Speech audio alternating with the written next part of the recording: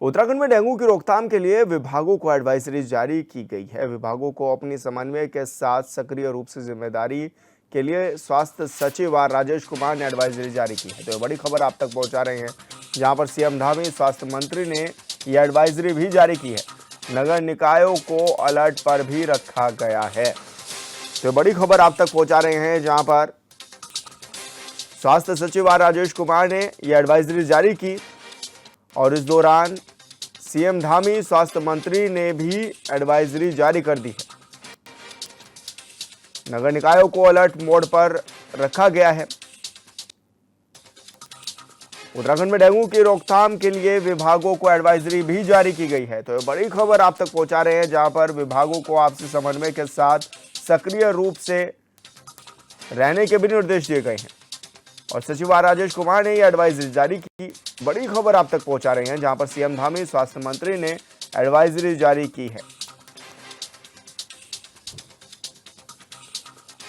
और bureau chief Arun Saini हमारे साथ फोन लाइन पर जुड़ गए हैं। अरुण, क्या कुछ जानकारी मिल रही है, किस तरह की एडवाइजरी जारी की गई है डेंगू को लेकर? जी सर, बिल्कुल। देखिए, प्रदेश में डेंगू के मामले जो है वो मिल रहे हैं और अब डेंगू जो है वो का प्रकोप बढ़ भी रहा है। तो ऐसे में इसको लेकर के एक एडवाइजरी भी स्वास्थ्य विभाग के द्वारा जारी की गई है। स्वास्थ्य सचिव राजेश कुमार के द्वारा ये एडवाइजरी जारी की गई, जिसमें कि जो भी चीजें हैं, चाहे वो आसपास किस तरीके कूड़ा कचरा या फिर पानी का जमा होना है, इसकी जो है सभी को नगर पालिका नगर निगमों को भी इसकी जो है निर्देश दिए गए कि वो जहाँ जगहों पर चेकिंग अभियान करे, कहीं पर अगर पानी जमा है तो लार्वा नष्ट करवाए।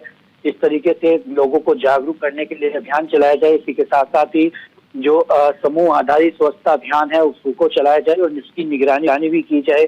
इसी के साथ ही शिक्षा विभाग का योगदान भी जो है छात्र छात्राओं को जागरूक करने के लिए लिया जाए। इसी के साथ ही जल निकासी और कचरा प्रबंधन को लेकर के भी कार्य किया जाए। इसी के साथ ही जो है स्वास्थ्य विभाग के द्वारा विशेष स्वास्थ्य अभियान भी जो है वो चलाया जाएगा। तो इस तरीके से डेंगू की रोकथाम के लिए ये तमाम एडवाइजरी जारी की गई है। इससे पहले भी जो है निर्देश दिए गए थे, चाहे वो जो किस तरीके से डेंगू के लक्षण है या उनसे बचाव किस तरीके से किया जा सकता है, अपने आसपास पानी जमा न होने दे, फुल जो है कपड़े पहने। तो इस तरीके की कहीं जो है एडवाइजरी जारी की गई थी। इसको लेकर जागरूकता हो या फिर जहाँ जहाँ पर लार्वा मिल रहा है उस लार्वे को नष्ट कराना हो। और इसी के साथ साथ ही जो जागरूकता अभियान भी लगातार चलाया जा रहा है कि अपने आसपास जो है पानी जमा ना होने दे। इस तरीके की जो एडवाइजरी जारी भी की गई है और अब आने वाले समय में और भी क्या कुछ कार्य इसको लेकर होते हैं, तमाम चीजें भी देखने वाली होंगी। अरुण, अभी क्या अपडेट है? अभी जो डेंगू पाया गया है, क्या कुछ अभी अपडेट भी है? और दूसरा, जिस तरह से, क्योंकि पिछली बार भी देखा गया था कि जहां पर लार्वा पाया गया था वहां पर चालानी कार्रवाई भी की गई थी, क्या इस बार भी ये प्रक्रिया जारी रहेगी?